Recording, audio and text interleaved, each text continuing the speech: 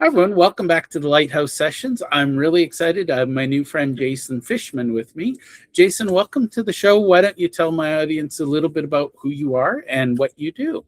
Thanks, Jeff. Thrilled to be here. I'm a marketer. I run an investor and user acquisition agency called DNA here out of Los Angeles, California. I've worked with over 900 brands. 500 of those have been capital raises. Have used advertising, content, and outreach to effectively produce funding for these groups, and then continue working with them on their user acquisition, whether it's customer, client, software user growth. I love it. Now, we're going to go down a few tangents, but one of my little things, I want your thoughts on this, and you can agree or disagree. I don't take it personally. I am obsessed with the whole capital markets thing because I see a lot of startups, 100% of the founders' energy is going into the raising capital. Mm. And yet you seem to talk about acquiring customers too.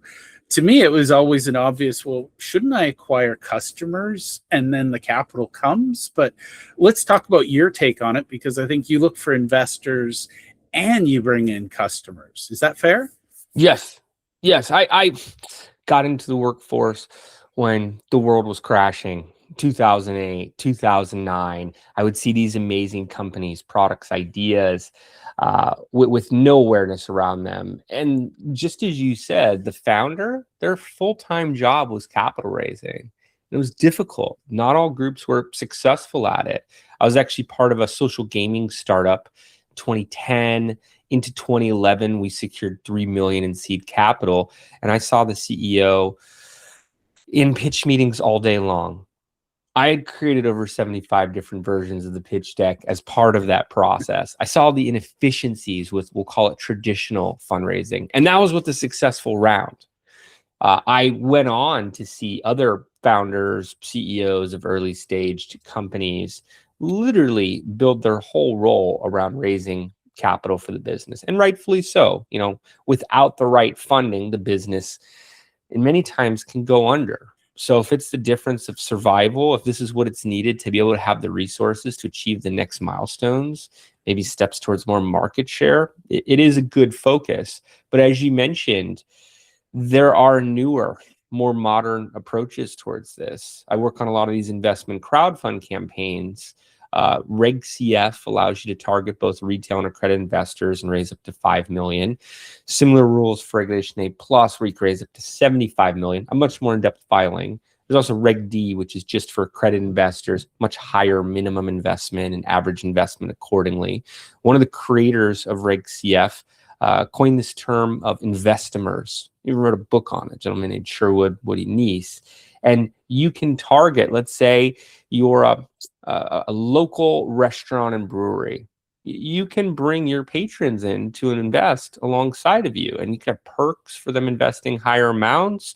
Perhaps they get their name on the wall, right? Perhaps they get invited to special events or have different discounts or whatever it is.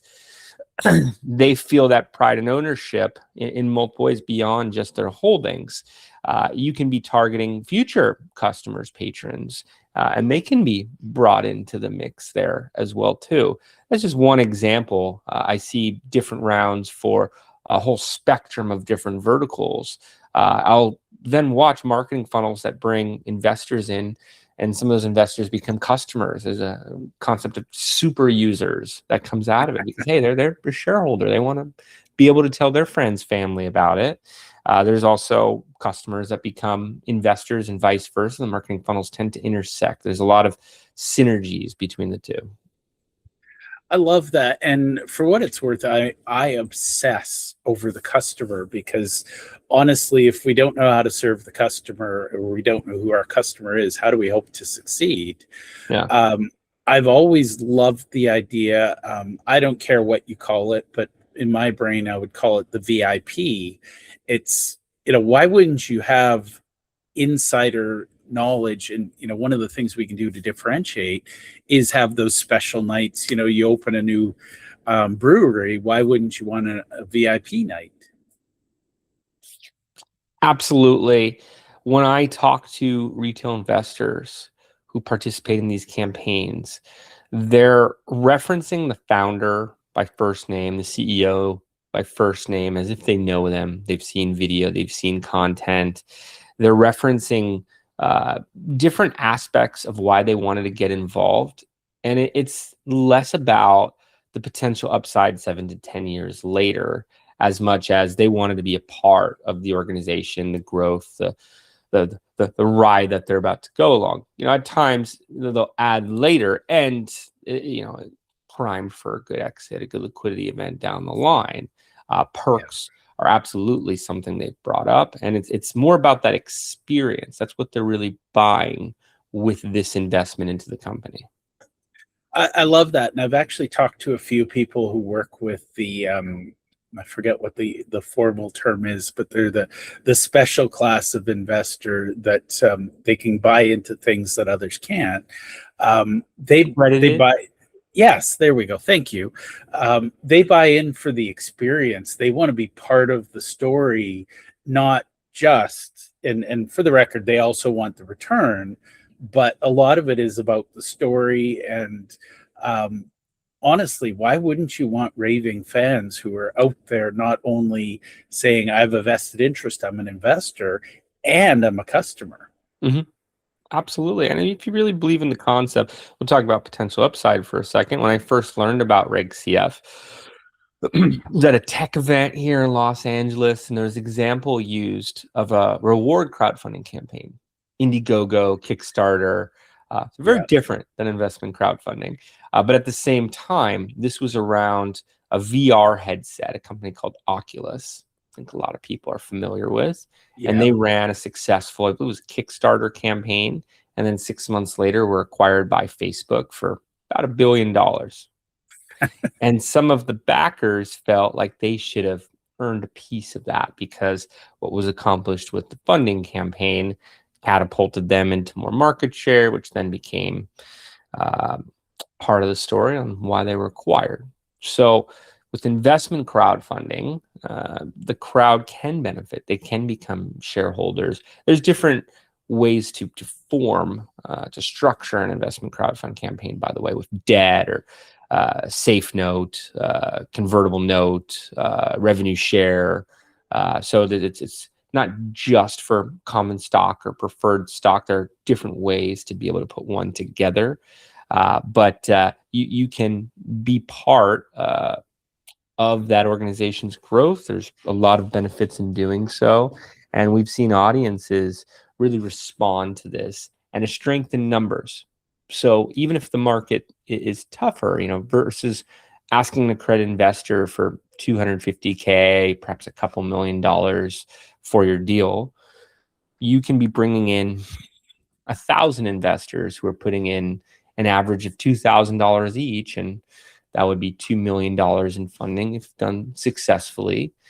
You'd probably be reaching 100,000 people or more to be able to convert those 1,000 investors. And then you have 1,000 individuals who are talking about you with their first degree network. Maybe they're becoming super customers, super users. There is a lot more marketing value than even the funds that are brought in with that round. Well, and I'm a big fan. So I'm a nerd. I study the identity piece. And it's one thing to say I'm a customer of company ABC. It's another to say I'm a customer and a shareholder. It's in the old days, a lot of people did the heavy lifting themselves. Marketing was outbound, and you paid money and you hope to get people coming inbound. In this day and age, we need the people who are the fans that are bringing people to us. Yeah, there are a lot more benefits with the analytics today. We're able to attribute which traffic is coming from which marketing channel, and within the channel, the audience variant that we're testing, the creative that we're running A/B tests around, the funnel that brought them down to the offering page and saw the conversion. It's not perfect. It's not black and white. It's not concrete. I can tell you all the holes in analytics. We could have a whole hour-long discussion around attribution and what you can see, what you can, and how you really just want to use it to make data-driven decisions and determine what's working. That old adage of, I know half my marketing's working, I just don't know what half. You can get a good sense of that today. It won't be perfect, but you can get a good feel for it. So you're able to use this with your not only growth marketing campaigns, your e-com, your lead generation for B2B, install campaigns for software apps, getting people to a live event, to a in-person store or establishment. But you can do it towards your investor pitches as well too, and really see which demographics, which types of messaging, which types of follow-ups are moving the needle for you. I love that. And it's interesting because some of the big investment houses, I won't name names, but they're now pitching, one of the things they offer is fractional shares. Personally, I'd rather go straight to a crowd campaign than through some broker, because again, you're the smallest of the institutional investors. If you're buying a quarter share, your stake in the company is minimal. You're not going to be part of that movement. So let's talk about working with you at DNA. I love the acronym, by the way. How does somebody connect with you? What kind of things can you help them with so that they can reach out to you and say, Jason, help? Well, first and foremost, I'm a marketer who is obsessed with business growth. To be able to hop onto a coffee chat, be able to learn about a founder's why they're doing what they do, about the details around the product, around the audience who is responding and cares and contributing towards the momentum. That's very intriguing to me. To be able to learn about the marketing channels that are working, the ones that are not, why, the contributing factors, and be able to share a lot of notes, a lot of ideas, a lot of things that have physically worked on our campaigns. That's something I always enjoy doing. I work with different accelerators. I work with different funds with their portfolio companies, and often just talking about the marketing plan and where it goes from there. Working with DNA as an agency, that's really a continuation of that, where the recommendations and insights we're set up to fulfill. By the way, have findings from our 900 plus campaigns, takeaways from my 200 plus podcast episodes, a lot more marketing conversations. So it's not just me sharing what I think is cool or could work for a brand, as much as here's what we did for this company in your vertical. We had a lack of success on these channels, then these other ones, and with this incentive really moved the needle. So a lot of that in the background. When a group's working with DNA, I built the agency to be a group that I would want to work with, where you're getting a marketing quarterback, a consultant who's been down the road that you're going down successfully many times before, and able to basically advise on every marketing channel, regardless on what we're brought on for. We may be brought on just for meta advertising, but still advising on the entire content stack and what that calendar should look like and how it will be distributed across social media, across the email drip system, across long form content that could be featured in those short form channels, data collection, video shoots, photo shoots, use of AI to accomplish that in a much more efficient way, all to go into a successful ad campaign. So it's not limited to just one thing. We want to be that real, advisor, that coach, that consultant all the way through, but locking arms to do it and making sure it gets done one way or the other. And I hear that term coach, and it's not just us speaking from the sidelines of us doing it together, but pushing towards, breaking points here to make sure we're doing everything we can to outperform competitors. But we're able to work on each of those content pieces, both development and distribution with our creative studio. We're able to advertise for investors. I've built a database of over 1.8 million historical investment crowdfunding investors. That's our secret sauce, if you will, Back to data collection, I've gone to great lengths to accomplish that. If I upload that list and run ads directly to those individuals, typically outperforms what in-house media buyers and other agencies are seeing in terms of results. You're targeting an investor who already has a portfolio with this type of asset class. We also run outreach campaigns. We use LinkedIn, we use email, reach out to publishers, reach out to podcasters, a lot of things that we can share there. So, again, I would tell you business growth is something that fascinates me. Building relationships, perhaps those turn into clientele, but that first part's really my focus in speaking with somebody new. I do have a sales team. If they reach out to you, maybe a little different, but somewhat similar. I love it. Okay, so fair warning, Jason, your family, you're going to be invited back. My obsession, so I'm going to share this with you because I think you'll love it. I'm obsessed with the phrase love the one you're with. And what I mean by that is a lot of people are so busy trying to acquire new clients, they forget to take care of the ones they have.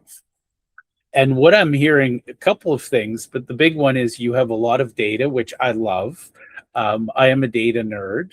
Likewise. But I'd be fascinated, you and I can have a conversation about the relative value of one of your customers that comes through the investment side versus coming through typical marketing channels, because something tells me, no offense to Meta, I don't want Mark coming after me, but someone that I acquire through a Meta ad, I feel like they're going to be a very different customer than one I acquire through a crowdfunding campaign. Is that, I'm guessing you have data on that already. Is that fair? Well, I wouldn't say they're mutually exclusive in the sense that we would use Meta to market that crowdfund campaign at least a large majority of the time. But absolutely, it's a different funnel if they're coming from a crowdfund campaign. Frankly, whether they invested or not, they're going to have a different perspective than a cold prospective customer audience member that's just coming from Meta into your marketing funnel.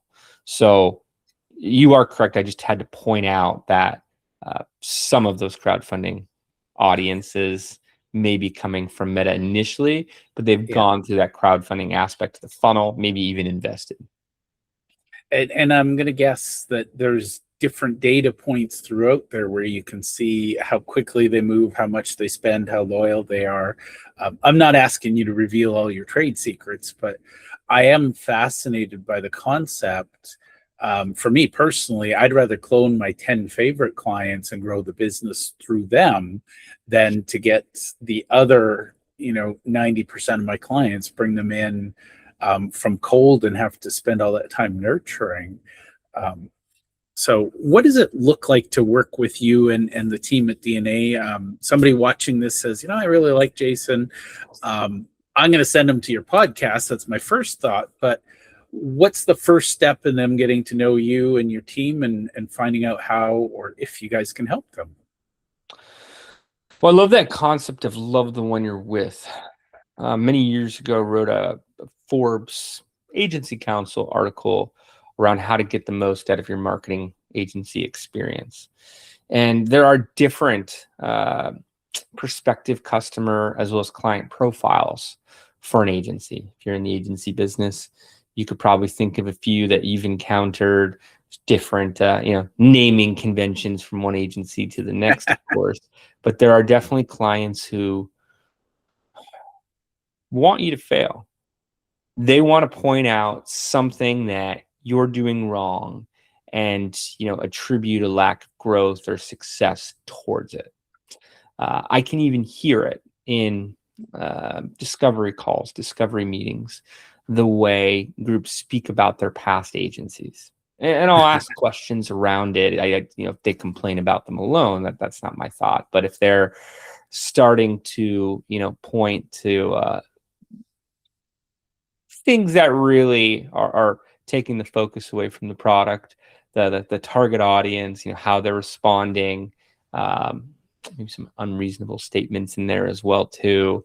So I believe that if you look at your partners, including marketing partners, as a member of the team, as a member of the family, and playing towards their goals, playing towards collective goals, and doing whatever you can to make them succeed, you're going to see a higher level of results depending on how the campaign's structured, a higher return on your expenditures there than if you're basically saying, show me what you could do, show me how quick you could do it.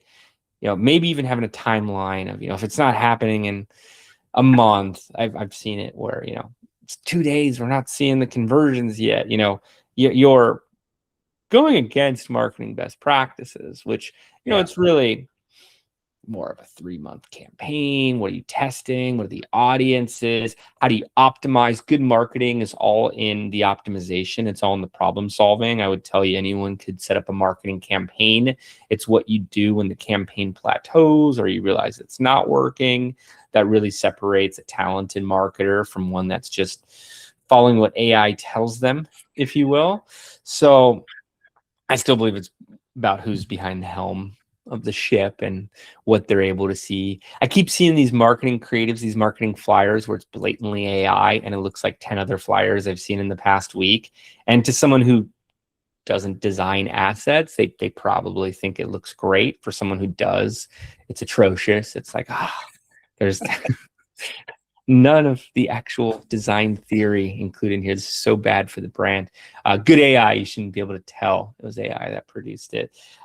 But it's these type of conversations I would have with a prospective client or just someone who wants to have a marketing chat. And we would have a discovery call, get an understanding of the goals, what's worked, hasn't worked for marketing for you in the past. It's okay if nothing's been tested.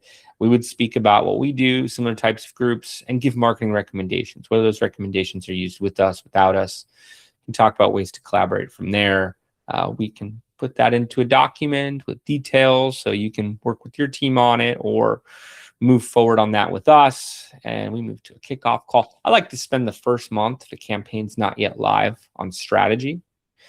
Broad term. It's a model I've built called the 8-point plan, where you're looking at the industry stats that you use in the copy, getting a competitor marketing audit so you know what channels, which influencers, which messaging. I can name 30 other things that part of the marketing campaign they're doing that are working. From that, you build out your audiences, your marketing channel, your creative, your partners that can help you accelerate that, the projections, only way to measure is with numbers, and an executive summary of that. This is the framework for a successful campaign, by the way. It's not just, hey, test this one channel and you're going to become a, $100 million business overnight. It's a well-oiled machine of a marketing strategy. So building that out and activating accordingly from there. And I think, Jeff, something you'd align with very much. It's all about communication. It's all about working collaboratively towards the goals. It's about having the right infrastructures for reporting and creative development and what's being tested next. As an agency, it's about us showing what's under the hood. So it's not just, hey, we're going to produce results behind this curtain, as much as this is what we're doing on your behalf. And you should understand how it works. So if you're hearing something offline from a prospective customer, prospective investor, we can incorporate it online. I use a lot of offline, online analogies. I believe most agency client relationships fail because of something around communication, and we try to really focus in on those aspects of the engagement. Well, there's so much in there I want to underline, but the big one was I'm a fan of AI used by experts to do what they're good at. Yes. What I want to point out is that you listed a lot of things that you and your team are naturally looking at. If I cringe when somebody says, oh, I fired my marketing team and I'm going to use AI, it's like, but you're not good at marketing. What are you not covering? What are you missing? And I think that's the part that scares me about unbridled, unfettered AI use is if you don't know a good thing from a bad thing, how can you confidently put something out there in the world and go, hey, everybody, because that's the key about AI is generic AI is meant to sound convincing. It doesn't mean it's right or good. It just means it sounds plausible. And I think that's what we see a lot of the AI slop is people who said, I don't need strategy. I got tactics and I got AI. I'm going to crank this campaign out. That marketing, Jason told me it was 3 months. What an idiot. I can do it in 5 minutes. And oh, wait, I don't know how to tell if this is working or not.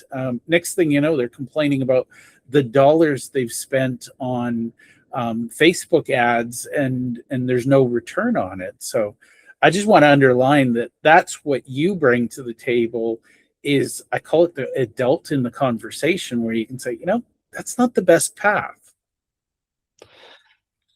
I have met people that have said the exact same things you have. I mean, verbatim. I felt like you were quoting them at times. And I've seen businesses who said that and shut their doors. And physically, I've seen one this week for a spot here in Marina Del Rey, and with an AI flyer on their door. I saw it last night, as well as countless companies over the years and in different verticals who didn't take the marketing, the growth seriously. And I was reading something about true elite athleticism yesterday. This was an analogy for tennis, but brought into business. And it wasn't around shortcuts. It was an obsession with the fundamentals, and talked about the best tennis players, in history, and how they were still working on their forehand, still reading up on their backhand, and working with as many coaches as they could around it, after 20, 30 years of competitive play. It's not the, hey, I can just use this tool, or hey, this one channel is going to have me outcompete all the other companies in my industry, as much as really setting up a strong marketing foundation on top of a bulletproof brand inconsistencies. Marketers see it. Your audience feels it subconsciously. Yeah. It's being so good at these channels and these communications that you can build on, and then you could test out things that could skyrocket you, but it's built on the fundamentals. I find those that are trying to save a few bucks so that they can make millions typically don't, where if you're producing that and looking for some efficiencies from there and testing it very slowly so you're not losing performance results, that's a different story. You want to be smart with expenses, but you don't want to cut things as much as manage them to a point of effectiveness. I've seen too many groups say they're going to stop their marketing. I'll talk to issuers that are running these investment crowdfund campaigns, groups I'm not working with, just talking to them, looking to be friends with as many as I can in the space. I also serve on the Crowdfund Professional Association board. I try to do a lot of volunteer work for the space in general. And the marketing wasn't working, so we cut it. Yeah. Okay, you have 2 months left in your campaign. It hasn't moved in a month. Yeah. What are you going to do to get investors there? I don't know. We're talking to some VCs. Okay, did that work for you before? You only have $50,000 raised on the deal. I mean, if you had hundreds of thousands just from accredited investors, maybe going down that path. But did that work for you? Like, no, but just didn't want to spend the budget. We didn't want to put the money in. It's like, okay, well, time is money. Like you're losing on this. Also, you spent tens of thousands of dollars to put the deal together. You could have saved, $5,000 for advertising or something to bring people there, but cutting it off. Now you have no one getting to your page. Now you have just AI putting together your creative or whatever it is in the scenario where, you cut the marketing team. So I believe far more in being able to get it to a good point, understanding the fundamentals, and that ability to manage something to a point of effectiveness, that's good leadership. And I think that's what most people miss is they think marketing is just a cost to be minimized. But the reality is it's an investment to be optimized. And if you don't know the difference, you shouldn't be making those decisions.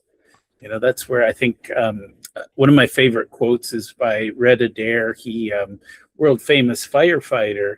And he said, if you think hiring an expert is expensive, wait until you've hired an amateur.